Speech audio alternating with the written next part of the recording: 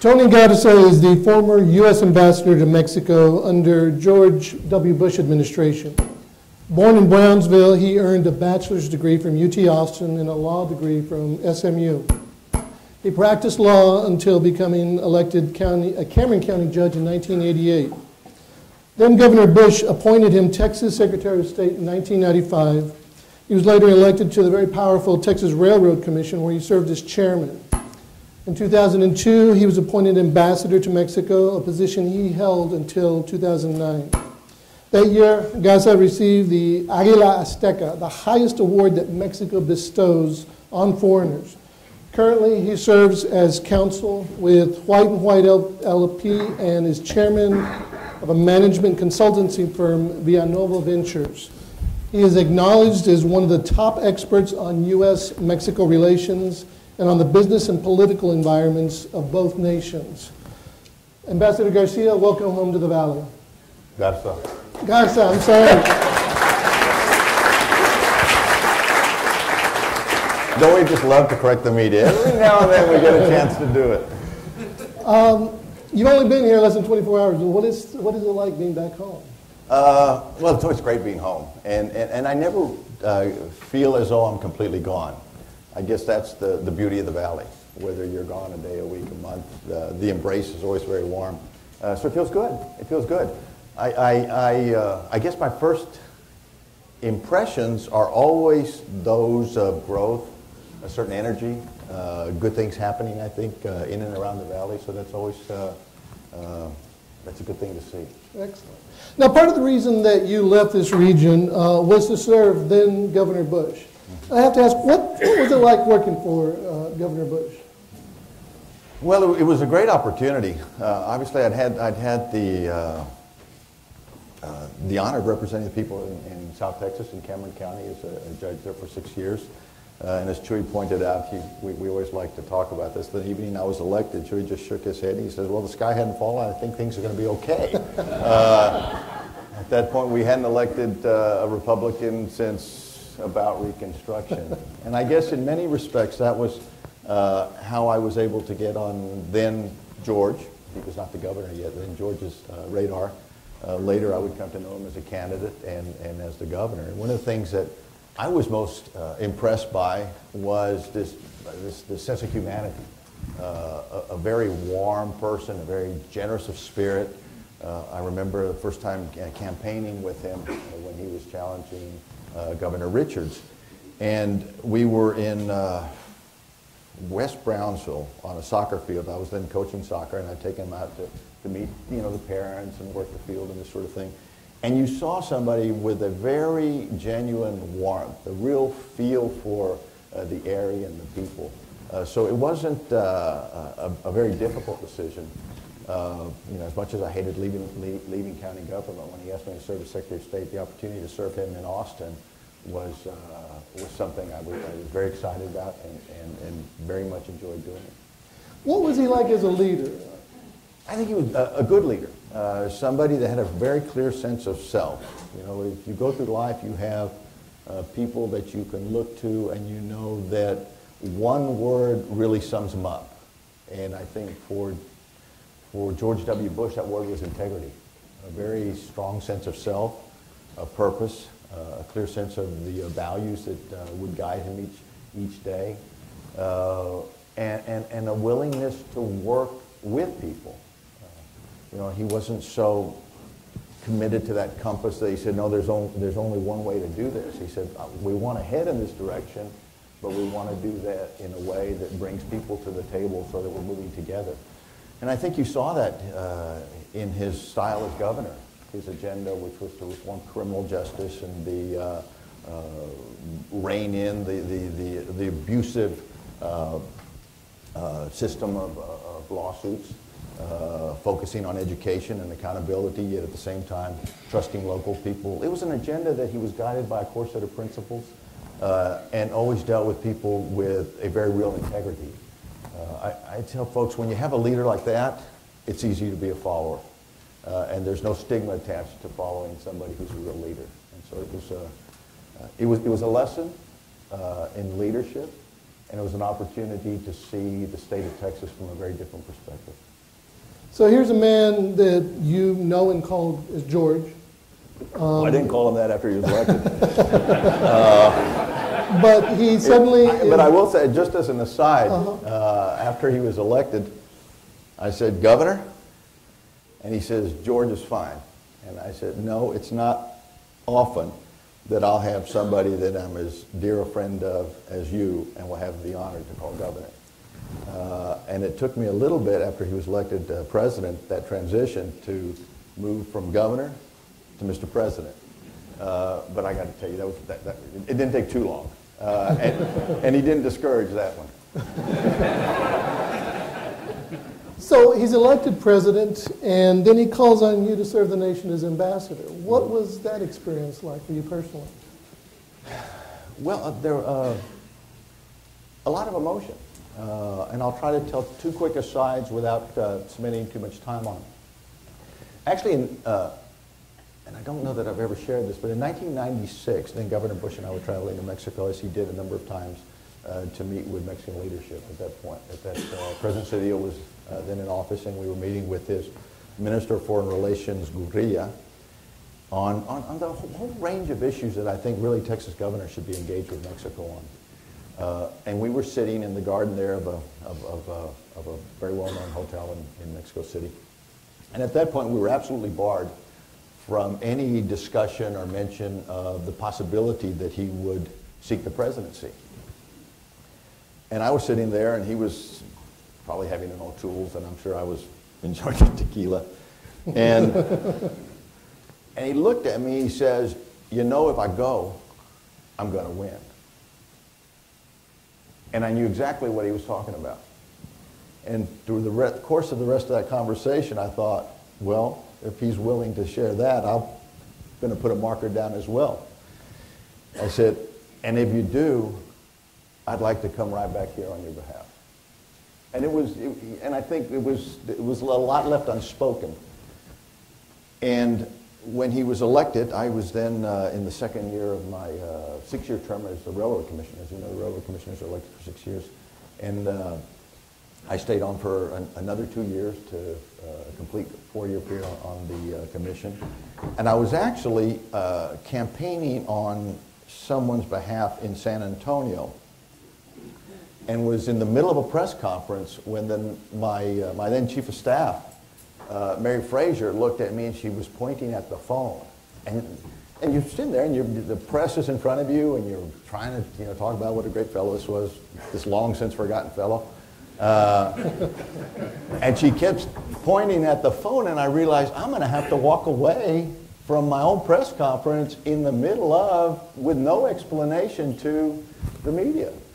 So I walked away, and I took the phone, and it was the president. And it's interesting, and I've since come to realize that this is how they do it. They give themselves a lot of space for. He says, "Listen, Garza, I'm thinking about," first caveat, "and if I do," second caveat, "would you consider taking this?" Well, that gives him a lot of space for me to go, yeah, and him to say, "Well, let me think about it." So essentially, he got the yeah out of me, and I got the, "Well, Clay will give you a call." Clay was his then director of personnel, and that's how it actually happened. On a very personal level, it was,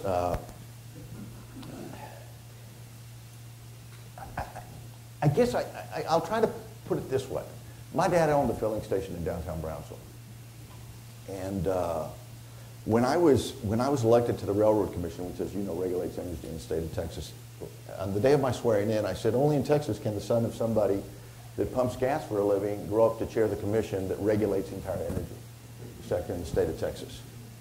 And I guess my thought was, and only in America can the grandsons of grandparents that immigrated to the United States from Mexico grow up to represent the United States in their home country. It's humbling, and yet at the same time, there was a challenge and a satisfaction that came with my having this sense that everything I had done, both in my private and professional and public life, had prepared me for that moment. And I think that was the way the president felt.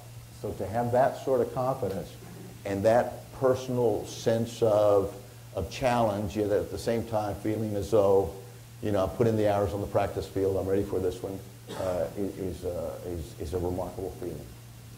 Now, growing up on the border, did you feel prepared for your new role in Mexico? You know, without, I don't want to sound presumptuous or arrogant, but I feel very comfortable with it. I had a sense that having grown up where I did and how I did, and I think this is true of anybody that's grown up in the Rio Grande Valley and along the border, one of the things that we learn to do is what I characterize as shifting gears. You're constantly shifting gears as you move throughout the community.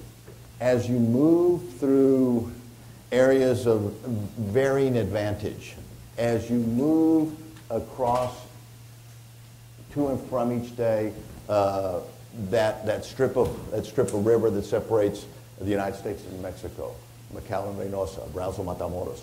You're constantly shifting gears in a way that you develop, I think, in the Valley, one of the, a very heightened emotional intelligence, for lack of a better word, the capacity to deal with people.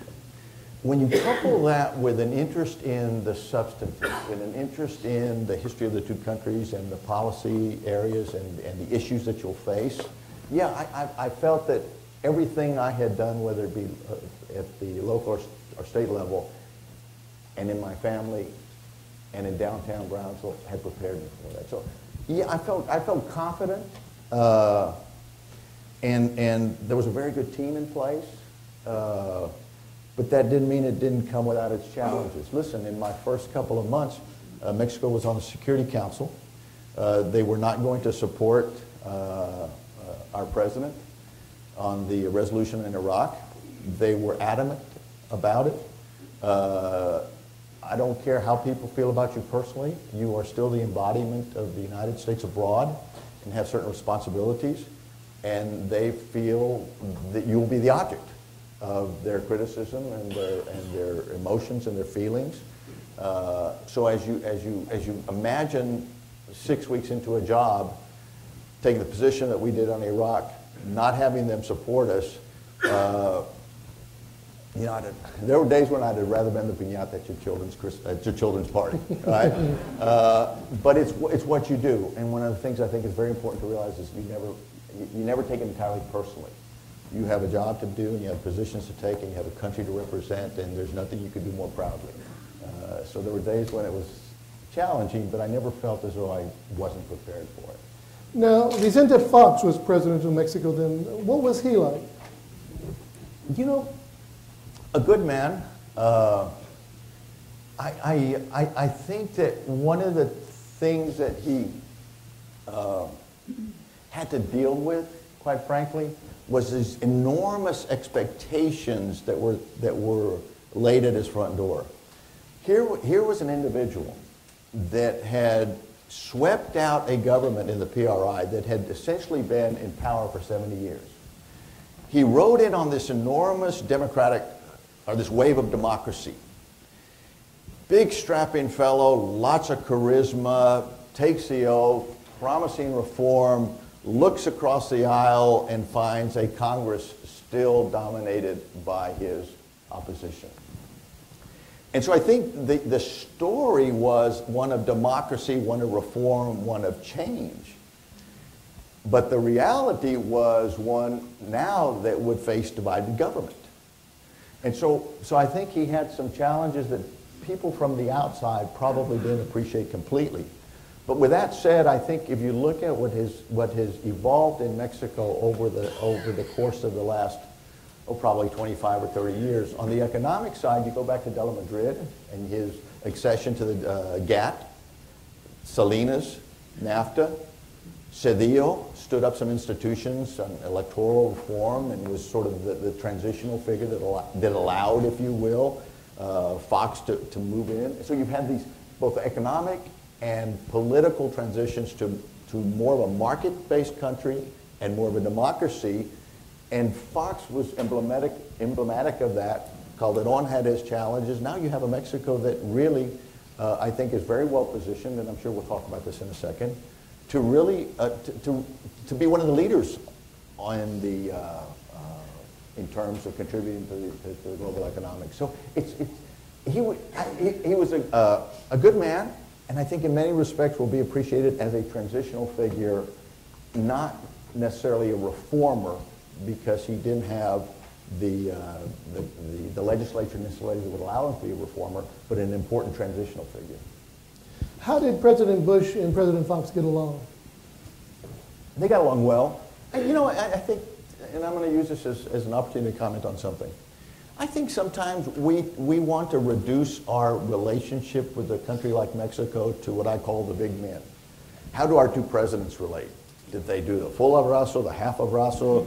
Did they both have ranches? Did they both wear boots? Did they smile at each other? And I think in a way that's nice because it capsulizes, but I don't think it captures completely the extent, if you will, not just of integration. We talk about integration in terms of our economies, but the real convergence between the United States and Mexico, whether it's cultural, economic, the demography of the United States changing as rapidly as it is. I mean, there's such a convergence and so many connections on so many levels that to reduce it to how did our two presidents get along, sometimes I think misses the larger point of what has happened before our two economies. With that said, they got along well. I saw, honestly, I think we made too much of the stylistic similarities, if you will. But in terms of some of the policy issues, I actually thought President Bush and President Calderon had a very direct way of speaking to each other and a very direct way of talking about issues that in many respects suggested a closer working relationship. Great respect for them both, obviously. Great affinity with both presidents, but I think in terms of the working relationship, the day in and day out, President Bush and President Calderon, particularly with respect to the Mérida initiative, did a great deal together. Well, let's ask a little bit about the continued relationship with President Fox. What policies did President Bush and Fox formulate together that is impacting the region today?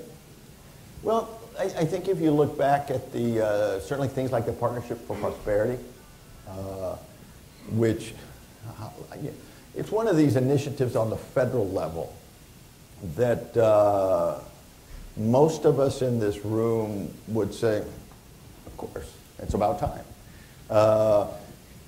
But it dealt very specifically with initiatives along the border, integrating technology into the flow of people and goods back and forth. And the truth of the matter is, in the wake of 9/11, there had to be a much more heightened and focused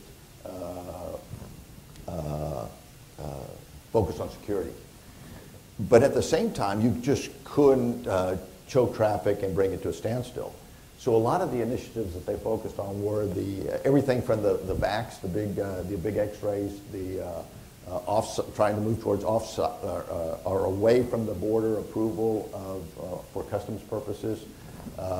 Just things focused on the flow of traffic at the airports, things like advanced passenger lists and the approval of people, so folks moving in and out of your countries. A lot of things that you'd say, yeah, of course these things should be going on, but they hadn't theretofore, even though many times we in the Valley had advocated and tried to lobby for some of these initiatives.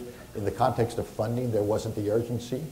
And in the wake of 9/11, there was more urgency, and these two presidents started working on things that we had advocated for years. So I think some of those types of initiatives, just to make for the safe and secure flow of goods and services back and forth. And we still know they bottleneck, but their initiatives were that sort of focus. What other impact did 9/11 have on the two countries and the relationship with one another? Well, almost, I guess almost paradoxically, in the sense that we had more of a focus on security, it moved us to a much closer relationship. And let me use intelligence as an example. historically, we had engaged with Mexico at a level that I call the ritual exchange of information. Sometimes as ritual as simply exchanging press releases. I mean, there was not the level of communication of information that you would really expect between neighbors and to use the term, not in a military sense, but in allies.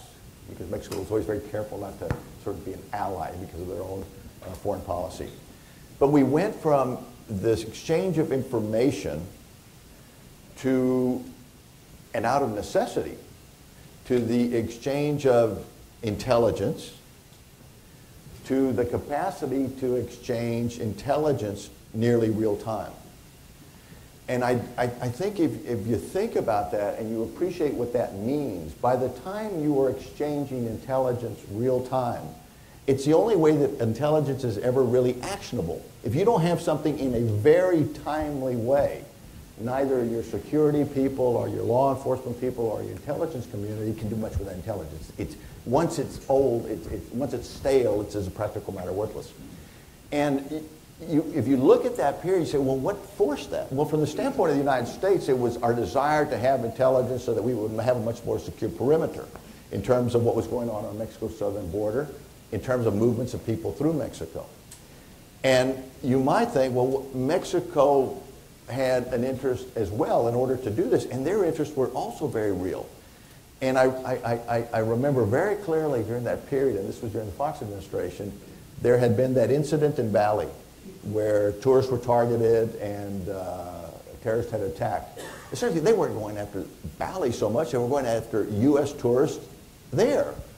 Or if you looked at the Bay of Campeche and the oil-producing assets in that region, if you were to attack there, well, partly you'd be hitting Mexico, but the U.S. is the biggest consumer of that product, our economy would be impacted. So I think Mexico realized that they had some real vulnerabilities by virtue of this level of convergence with the U.S. economy. So they had a very real interest in making sure that we went from information to intelligence to real time.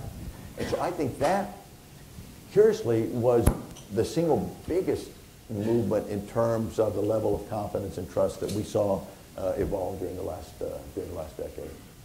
Now, Felipe Calderon succeeds Vicente Fox. What was he like? He was he is, I mean, he's now a Harvard professor. He is a straightforward, very focused,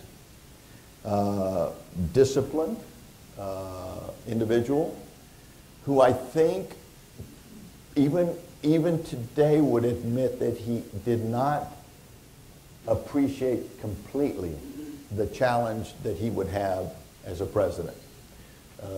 And the example, or the, I guess, metaphor that he's used, he said, listen, I knew my country had challenges. I knew we had a transnational or a criminal organization problem. He said, but when I assumed the presidency and I sat down with intelligence, I thought I would open up a patient and have to remove a tumor. He said, I didn't appreciate that I would open up a patient and see a completely metastasized cancer. That's more or less the way the President Calderon characterized it. So he went from an individual that had essentially run on economic reform and some of the issues that you are now seeing come to fruition, and had to focus on a full frontal engagement of these transnational organizations in his country with very few tools. We can be critical of, let's say, the use of the military in law enforcement, but when you criticize that, ask yourself, what other enforcement tool did he have at his disposal? Did he have local police? No. Did he have state law enforcement? No. Did he have a federal civil sort of citizens law enforcement as you know, we look at our FBI and our federal law enforcement? No. He had the military, he had the Army and the Navy. So he had to use the tools that he had.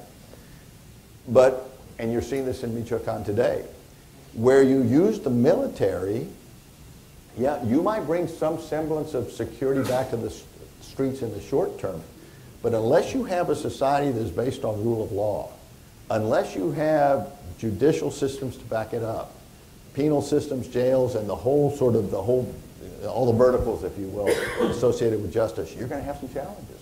And so I think what Calderon had was the challenge of dealing with security at the same time as the country was trying to build these institutions that they needed to really have a safer and more secure country. And so that remains a challenge today. There are pockets that I will tell you are very insecure.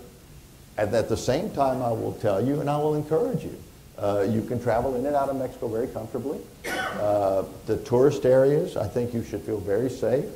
I spend 4.5 days a week in Mexico City, and I feel very comfortable there.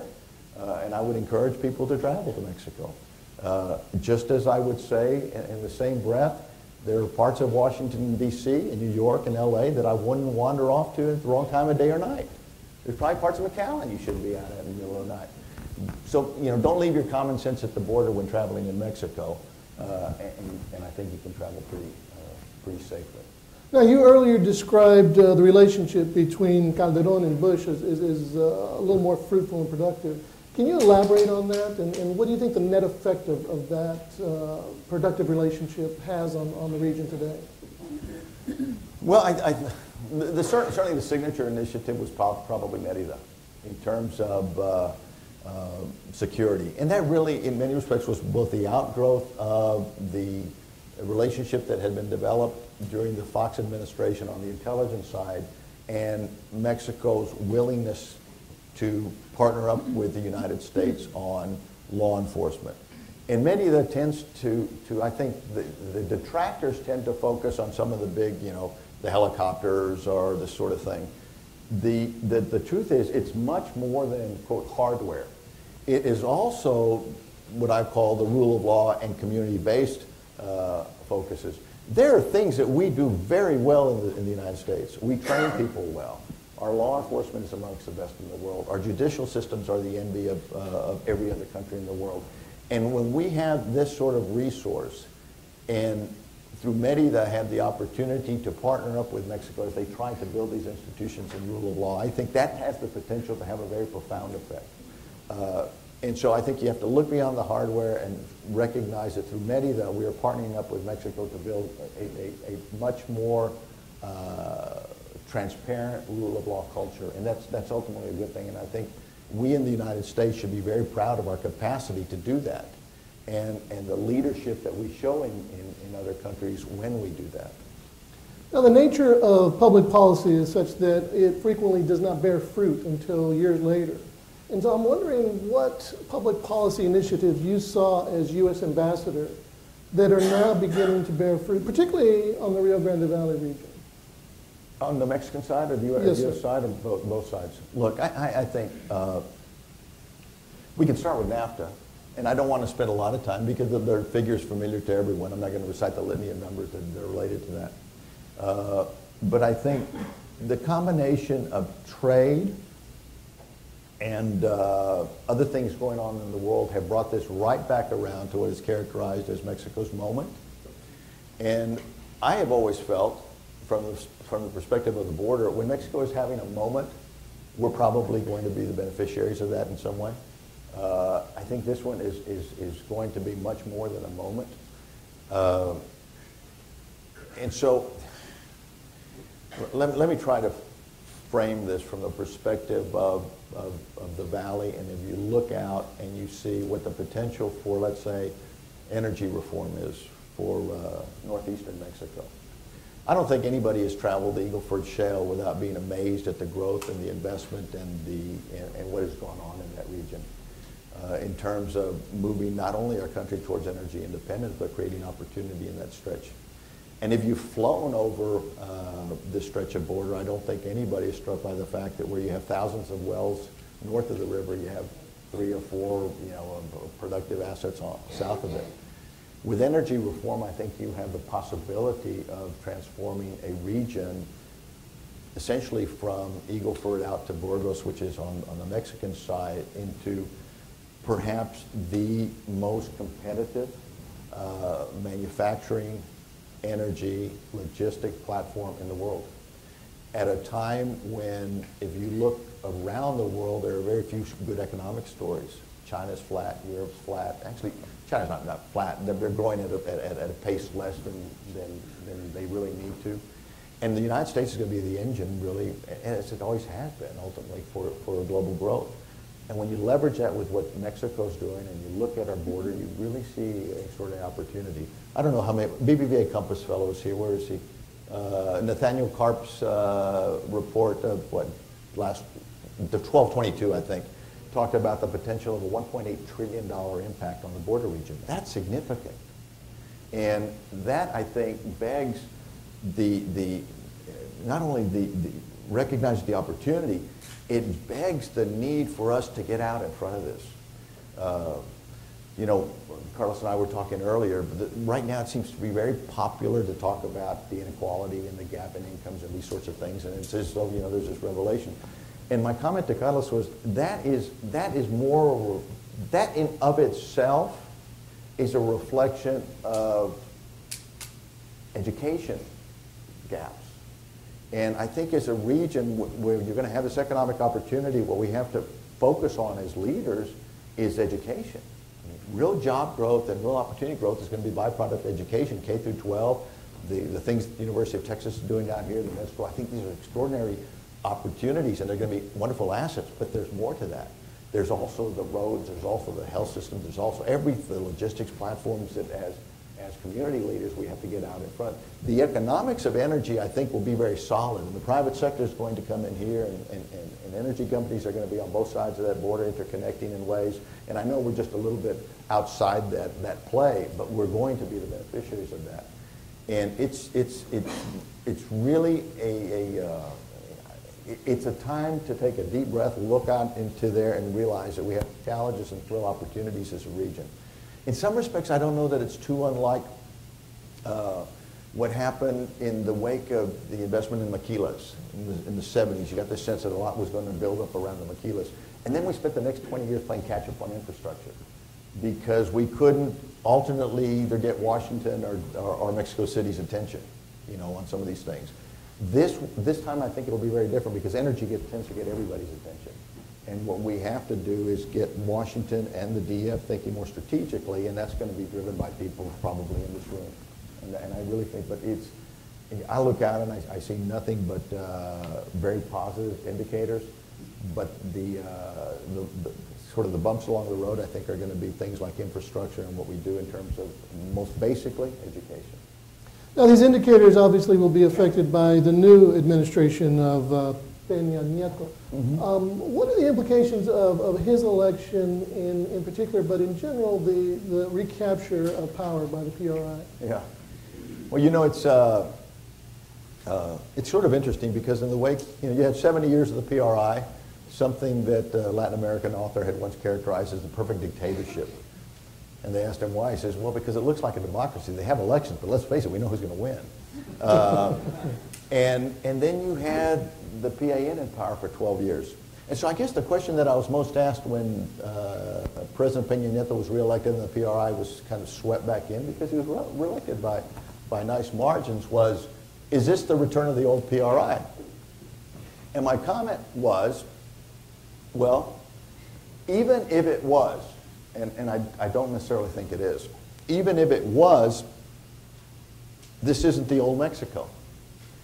And there is no single group more important to a democracy than the middle class.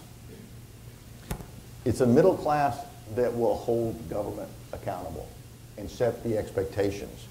And what you have seen, and I recognize that it's a relative middle class. People say, when I use that word, they say, well, you know, how can you be middle class if you're making X per capita? No, it's relative middle class that has expanded in Mexico, and those are the people that will hold government more accountable. It is the expansion of the media, the role of the media in Mexico. And I recognize that you still have two very large dominant providers in the electronic space, but you have a lot of pencils and radios. You have a lot of newspaper and you have a lot of radio. It is Mexico's integration into any number of multilateral organizations that externally provide some benchmarks and are keeping an eye on the country. It is Mexico's level of integration with the U.S. And so you have between the middle class, the media, the multilateral organizations, you have a number of groups and interests in place to hold the PRI more accountable. Now, what they have done that I think is almost part of their DNA, their capacity to govern, something that had been developed over 70 years, is they have been very good operators, if you will, both legislatively and in terms of the messages they project externally. I don't think it's any surprise that in the transition, there was in President Peña Nieto's organization the capacity to reach out across the aisle and form a pact, not a bipartisan, tripartisan, with the center-right party and the center-left party. He was generous of spirit, even in the transition. With Calderon encouraged or coordinated the filing of some of the early reform initiatives, labor and I think labor and maybe, I don't know if education was filed in the transition, but perhaps shortly thereafter. And so they created some momentum. Momentum built around tripartisan cooperation. I think that's indicative of the PRI DNA. Whereas historically in those 70 years, they had to accommodate interest within the PRI, the labor interest, the business interest, and they just sort of, they had everything done within the PRI. That DNA allowed them to recognize what it would take to operate in the public space and the legislative space and coordinate with the PAN and the PRD. And so, no, it's not the old PRI, but it's got enough of the DNA to suggest that they have a capacity to govern. But most importantly, they're governing, I think, driven by the recognition that Mexico is a country that is demanding from its leadership that they be more accountable, and as a country wants to be more competitive. Listen, you'd have never gotten energy reform under the old sort of mindset of, the nationalistic, and I'm careful about the nationalistic sort of sense that energy was the preserve of the state, of the sovereign. What I think the Mexican mindset is, no, that energy, that resource is there to be developed for the benefit of the people of Mexico. They want to be more competitive. So the mindset has shifted in a way that allows this government to get out and lead on some of these issues that historically would have never been addressed. Let's talk about Pemex a little more. The idea that virtually coming out of the gate, he was able to achieve energy reform with Pemex. Tell us the significance of that. Well, first of all, I wouldn't say virtually coming out of the gates. It was at the end of the first year. And as you know, in Mexico, you have 6-year terms with no re-election. You have midterm elections at 3 years. And any of us that have been around the political process recognize that the first year, is the time to do the large things. And so I think what you had was a very good kind of the rhythm of reform in Mexico. You started with the labor, the fiscal, or the education, the fiscal, and then you went, telecom was in there, and then you went, it was like double down. Towards the end of the year, get this energy thing done. And really, it was at the point of both maximum political capital for this administration, and at the same moment when the window was both widest open and about to start closing. Because as you go into year 2, there's still a lot of work to be done on that energy legislation. As you go into year 2, it's what they call the secondary legislation, which is essentially a rulemaking process, or what we would characterize as rulemaking. And then you go into probably some surmountable judicial challenges, perhaps. And then towards the end of the year, you might actually have some contracts being led under the new regime. So I think it was really an administration that managed the rhythm and the momentum and used the moment of maximum leverage to get this energy reform. What does it mean? I mean, it's just an enormous shift in mindset about how a resource will be utilized. It's hard to get your arms completely around or appreciate what it means unless you look at textbooks that kids were studying for the last 70 years where it talked about this patrimony and the resource in the hands of the Mexicans and never should be opened up to people that would steal it and pillage it and loot it. And from that sort of to the mindset of, no, this is ours, we have to leverage it and use it for the benefit of Mexicans. I don't think people appreciate completely what it took to shift that mindset or the leadership that it took from this administration and the other parties working in concert. It would have been very easy for any of the other parties just to peel off and just play the gotcha game for political game in the short term. And in fact, I was visiting with the Speaker of the House, had breakfast with him earlier this week, and we talked about that. And he said, Tony, you know what? The risk of leadership is losing. That if you really get out on point and show leadership, you're going to take a few arrows. And you're going to take them during that period of transition and in the interim as we move towards both a midterm calendar and a country that is going to, I think, at some point this year say, we want it now. Didn't we vote for it last year? There is some time of transition and time for real profound change to start to bear fruit. And sadly, there are very few political leaders that will make the difficult decisions knowing that it may cost them in the intermediate and the fruits will not be born until 10 or 15 years after they're long been run out of office. This administration, I think, has recognized that and has done a lot of the right things. Now, this comes at a time when the U.S. is having its own oil boom with fracking. What do you think the implications of all that new energy, essentially, would have on a region like the Rio Grande Valley? Well, look, I think you kind of look at it short, intermediate, and long. I think short, you're going to see a lot of investment, a lot of activity, whether it be from producers trying to position themselves with partnerships with Pemex. I think it's short term, you're going to see that investment. Intermediate, I think it moves us towards the capacity to be very competitive, particularly in manufacturing, because of the relationship between gas, electricity, and your cost of production.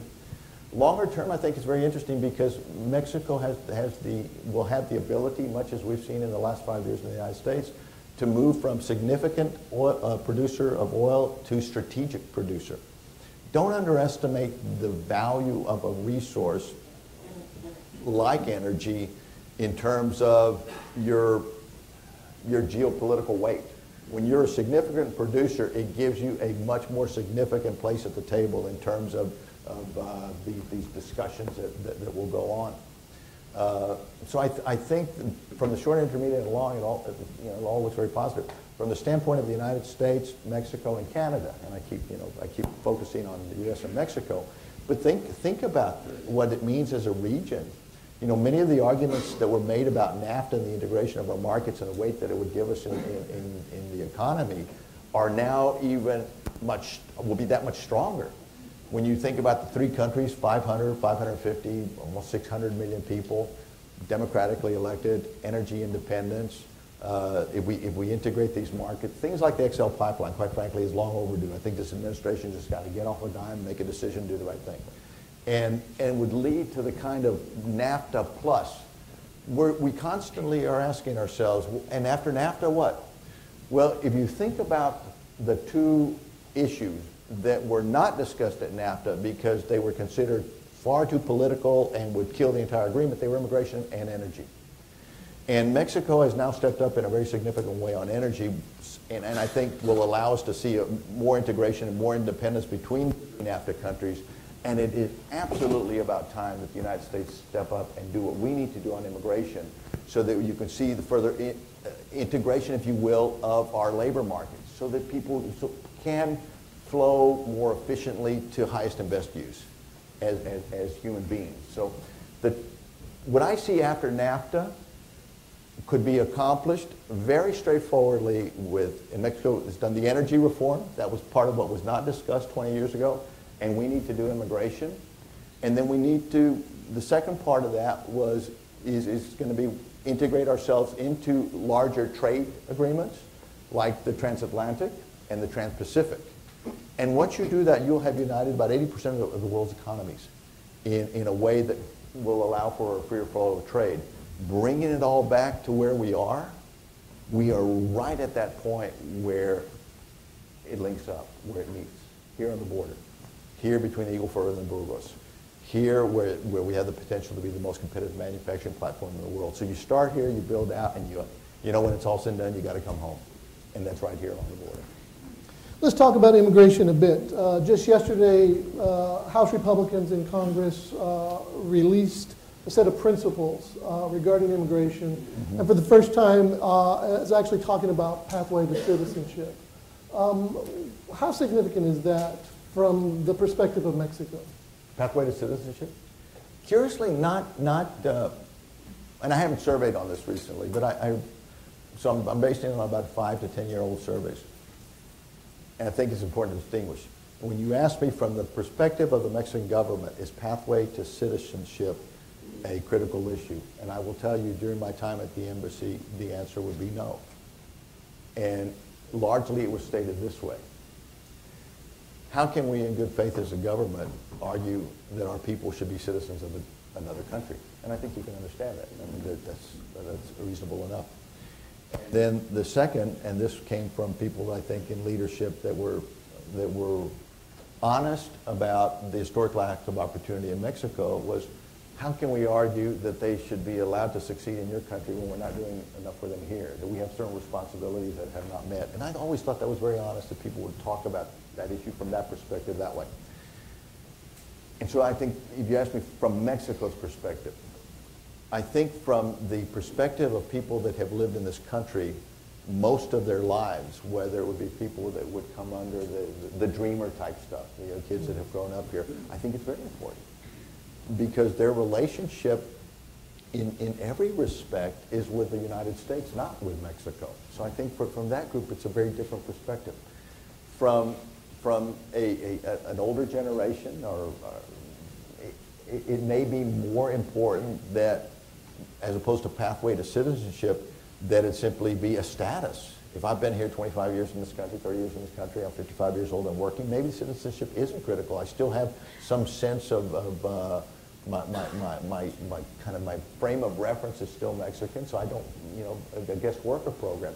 So look, where you stand on this many times depends on where you sit, right? I happen to think that we do need a pathway to citizenship. I can't tell you how many times, and Ricardo, you've done your naturalization ceremonies, people go through the process, it's the proudest day of their lives, and you always like to point out to them that you envy them because they remember the day they were made citizens, as opposed to the rest, some of us that, I came into this world screaming. And so I think you need that so that you can create that opportunity for people to have that extraordinary sense of pride in what they've now become a part of. So I think you need that pathway to citizenship. I think you need expansive guest worker program for people that really, for them, that's all they really wanted. I think for the dreamers, you got to recognize that they are in every sense but status already American.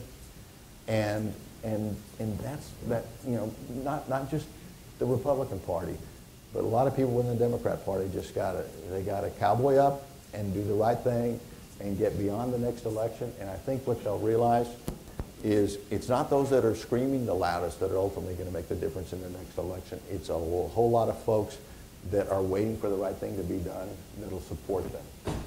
Now, you paint a very optimistic picture about the economic prospects of the region, but always looming in the background are the Mexican drug cartels. Mm-hmm. Just recently, Peña Nieto allowed for the legalization of self-defense forces in Mexico.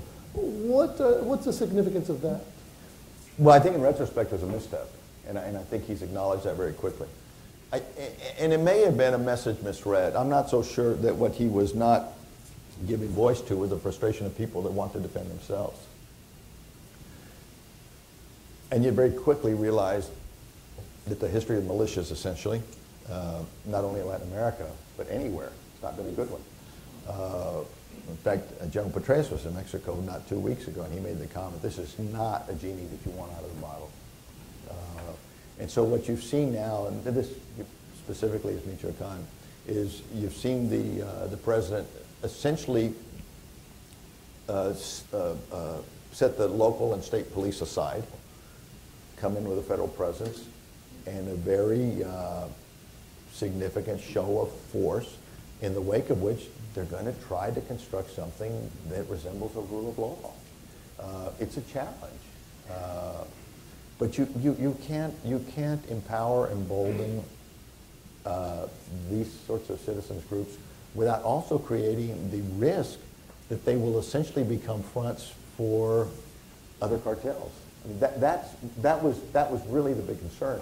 That sure, you had I hate to use language that sounds like telecommunications language, but you had an incumbent provider in Michoacan in a dominant cartel, and you had these militia, citizens, I think initially, and well-intended, saying, yeah, you know, we're going to defend ourselves.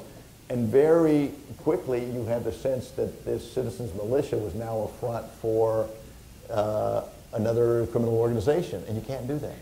And so I think wisely the president moved away from that position, injected the military, and said, okay, what we're going to try to do with this citizens militia is they by the same rules will integrate them into the law enforcement community and into the security of the country, but they're going to have to come in under the same rules. And we're going to have to vet and do background, these sort of things. Look, it's a hot spot, and it is, yet at the same time, if you look at Michoacan, you have the port of Lázaro Cárdenas, which is one of the biggest ports and tremendous economic activity. And this Sunday, most of us will sit down with some guacamole. It'll have come out of Michoacan. It's the greatest avocados in the world. There's a lot of business in and out and a lot of movement, but certainly the security thing has flared up. You saw a similar situation a handful of years ago, maybe 3 or 4, in Ciudad Juarez. Now it looks to be relatively calm. You've seen this in Tijuana, Kathleen Reynosa. And so you have flare-ups. Sadly, when things are relatively calm, it doesn't always mean the state has established everything they need to maintain it. It simply means that a corridor is not being competed for. That's the nature of it. Look, I think we're seeing some movement in this country to recognize that, heck, I mean, even Governor Perry is talking about decriminalization of marijuana. Let me say this, I don't think that's necessarily the answer to the drug problem or to the security problem in Mexico. I think it'd be naive to think that if you legalize marijuana, that would go away. Their problem is more profound. Their challenge is really one of rule of law and building real security apparatus. But at least we're having a broader dialogue about the demand side. In a couple of weeks, President Obama is scheduled to travel to Mexico for the North American Leaders Summit. What do you expect to come from that? Un abrazo.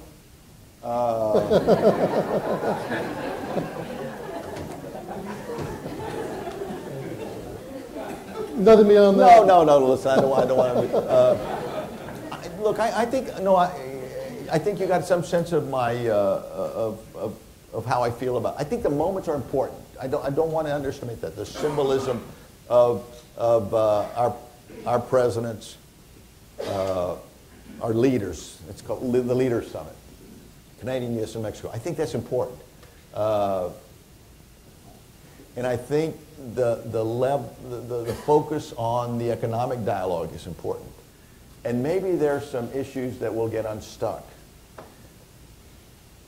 But, and I said this the other morning at a meeting of the American Business Interest in Mexico. I said, I don't want to sound too flip, and maybe this is more reflective of my conservative or libertarian leanings. But I'm more concerned about what business is doing and the ease at which they're investing and a regulatory environment that creates some certainty and openings that are going to allow for the private sector to partner with PEM. I'm more concerned about all these things that allow capital to move and be deployed in a way that creates opportunity than I am with the snapshot or the photo. I think that's good, and I want to see it, because I want to see our leaders cooperate and get along the way they do.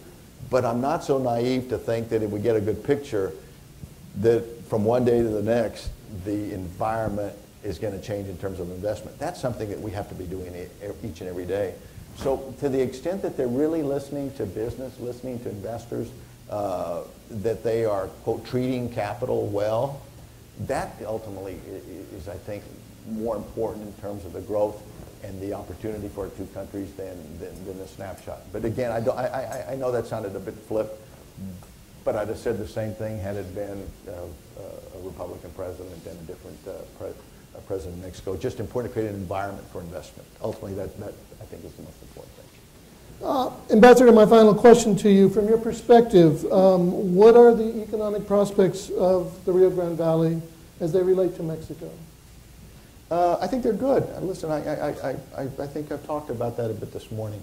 And you asked me my general impressions as from yesterday to today. One, I do get back a lot more often than I think you appreciate.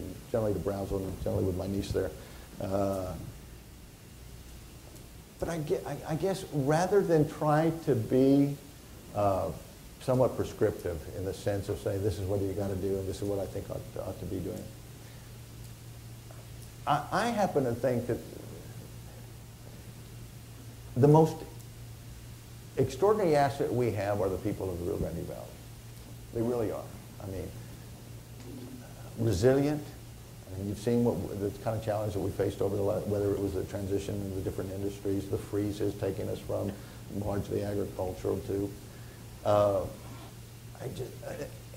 We need to absolutely just keep believing in ourselves across the entire valley, and have a sense of maybe be a bit more cohesive at times. And that's okay that we compete. Sometimes cohesion is good too. And I don't see, I see nothing but very positive prospects for our two countries, and I see this region as really central to the prospects of both countries. So it would be keep believing in ourselves, focus like a laser on that educational part of it, because long term it's really going to be that K through 12. You asked me earlier this morning at breakfast, you said, do you think the university ought to have a whole international relations, international business thing? I don't know. I think that we ought to have very, very strong science, the whole STEM stuff, science, technology, and there's mathematics, this sort of thing, because those are the kind of things that, regardless of what's going on larger, they'll prepare you for change as well. If you have that basic skill set, that basic toolbox, regardless of where the economy's headed, you'll be in a position to compete. So, look, I keep believing in ourselves and keep investing in education. It's now 9:30, and I want to thank you all for showing up and talking with us this morning. Thank you. And especially I want to thank Ambassador Tony Garza for revisiting. Thank you.